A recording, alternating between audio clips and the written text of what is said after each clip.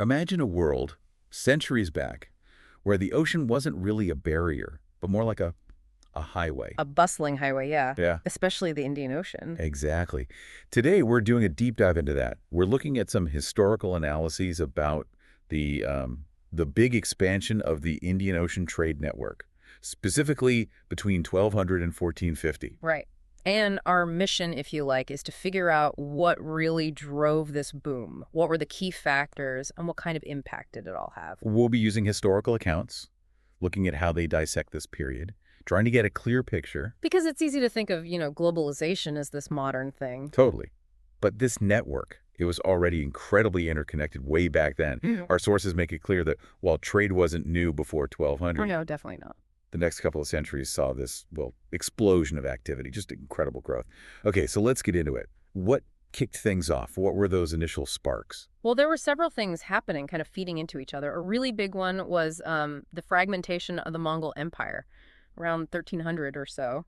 Ah, right, the Silk Road connection. Exactly. The Mongols had kept those land routes, the Silk Roads, relatively stable and secure for a while. Made overland trade easier. Yeah. But as their empire started breaking apart, those routes became, well, less reliable, more dangerous, frankly, Okay, so problems on land. pushed merchants towards the sea. The Indian Ocean started looking like a much safer, more stable bet. Makes sense. A direct push factor. But it couldn't just have been avoiding trouble on land, surely. Were there things happening on the ocean that made it more attractive? New developments. Oh, absolutely. Just like we saw with the Silk Roads, there were key innovations happening that specifically boosted maritime trade. Think about commercial practices, for starters. Like how business was done. Precisely. The wider use of money economies moving beyond simple barter was crucial. And linked to that, the growing use of credit, bills of exchange, things like that. Ah, okay. So sort of financial tools that made bigger, long-distance deals possible. Smoother, anyway. Much smoother. It oiled the wheels of commerce, you could say, allowed for larger scale operations. Okay, the financial plumbing gets an upgrade. And then the technology. That's always a big driver. What changed for the ships and sailors? This is where we see some really crucial breakthroughs. For navigation, the magnetic compass was becoming more widespread.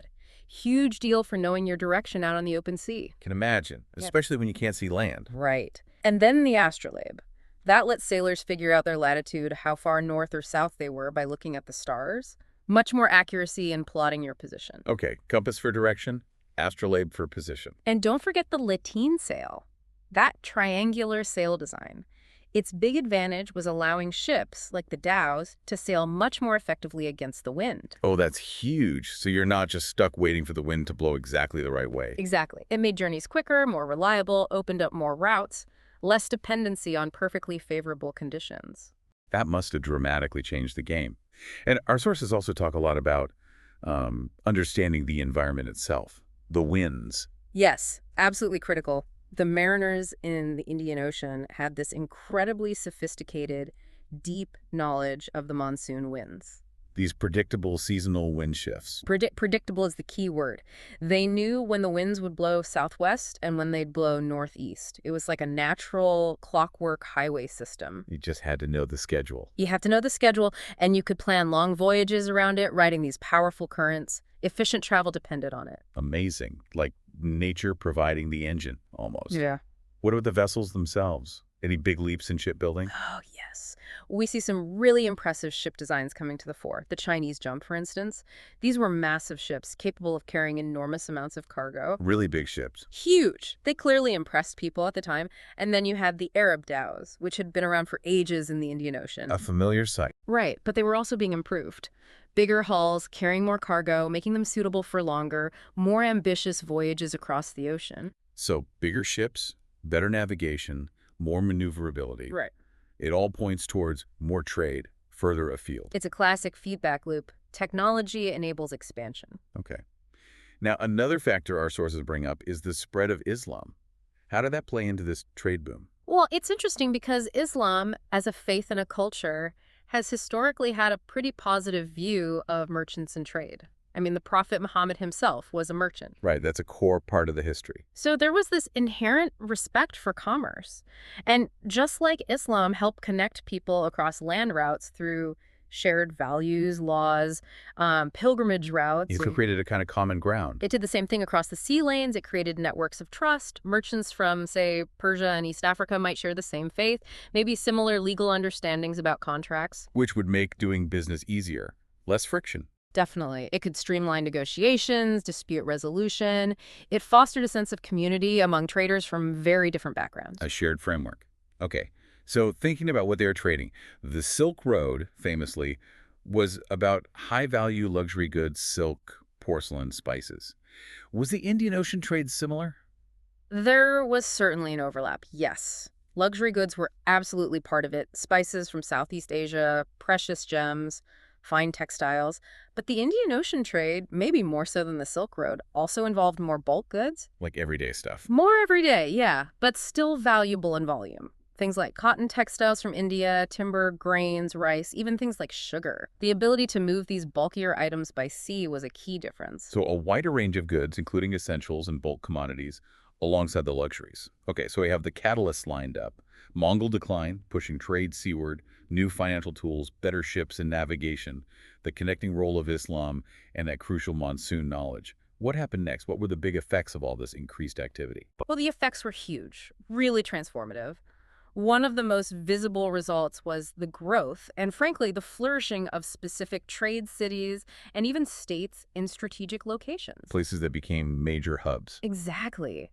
Think about the Swahili city-states on the coast of East Africa, places like Kilwa, Mombasa, Sofala.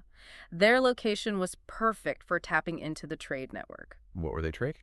They were exporting goods from the African interior: gold, ivory, timber, unfortunately also enslaved people, and importing goods from across the ocean, like textiles, porcelain, beads. And this trade wealth changed their societies. Profoundly. Many converted to Islam, and they used the wealth generated by trade to build quite impressive cities, mosques, public buildings. It was a clear demonstration of their power and connection to this wider world. Okay, East Africa. Where else became powerful? Then you look further east to Southeast Asia. The Sultanate of Malacca, right on the Malay Peninsula. Its power came from its strategic choke point location. The Strait of Malacca. The Strait of Malacca. Pretty much all the sea traffic between the Indian Ocean and the South China Sea had to pass through there. A bottleneck. A very profitable bottleneck.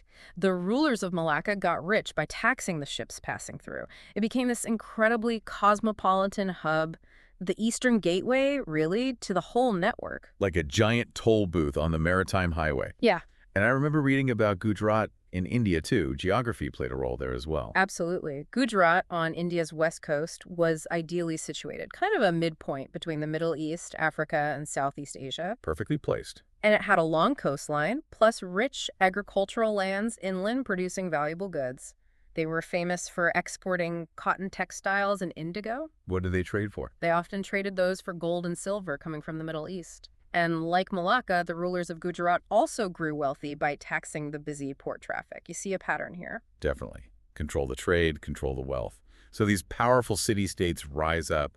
What other kinds of major impacts did this increased connection have?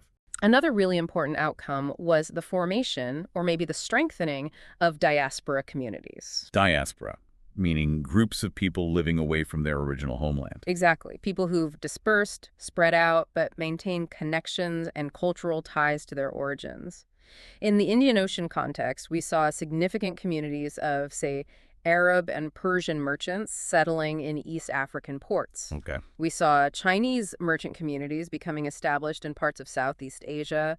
Malay communities spread throughout the Indian Ocean basin as well. So these weren't just traders passing through. They were setting up shop, building communities abroad. How did they affect the trade network itself? They were crucial. Think of them as the connective tissue. They acted as cultural and commercial brokers. Bridging the gaps. Yes. They understood both their home culture and the local culture. They often had established networks of trust within their own community, which facilitated trade deals. They helped integrate different regions more deeply into the network. Makes perfect sense. Having those intermediaries would smooth things out considerably. Now, we've talked about goods and people moving, but it wasn't just physical stuff changing hands, was it?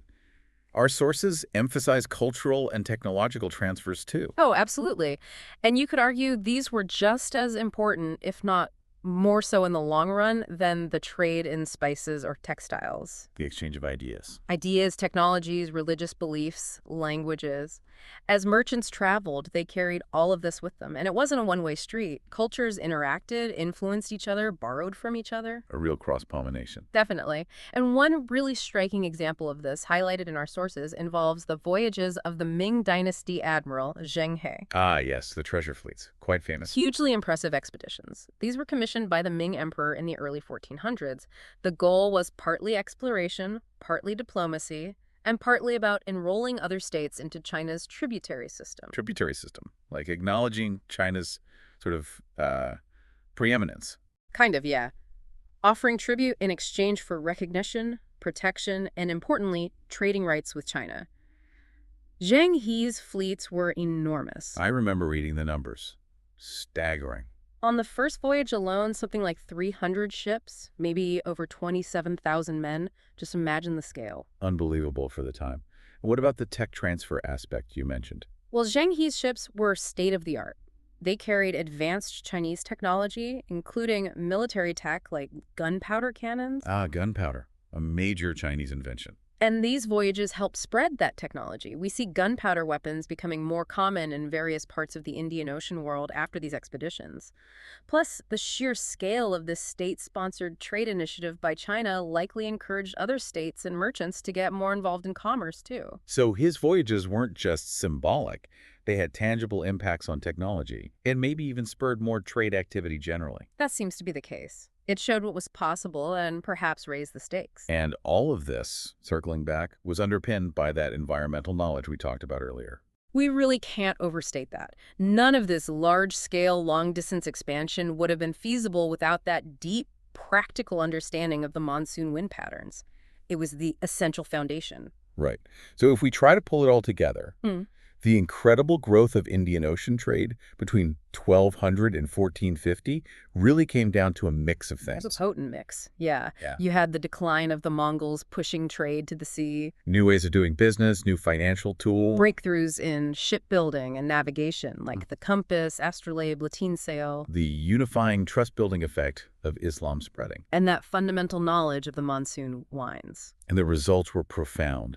We saw the rise of these incredibly wealthy and influential trading cities and states, the Swahili Coast, Malacca, Gujarat, The formation of those key diaspora communities acting as bridges. and this massive exchange, not just of goods, but of culture, technology, ideas, exemplified by figures like Zheng He. It truly reshaped the region and connected vast parts of the world. It really is amazing to think about that level of interconnection, hundreds of years before we usually think of globalization starting. It kind of makes you reconsider the whole timeline, doesn't it? It certainly should. So here's something for you, the listener, to think about. How did this incredibly complex web of exchange in the Indian Ocean, back in that period, maybe set the stage for the even bigger global interactions that came later? Yeah, what groundwork was laid? And maybe what parallels can we even see between that world and our own hyper-connected world today? Are there lessons from how trade and cultural exchange worked then, the impacts they had, that still resonate now? Definitely some food for thought there. Hopefully this deep dive has given you a clearer sense of just how dynamic and important the Indian Ocean world was during this pivotal era.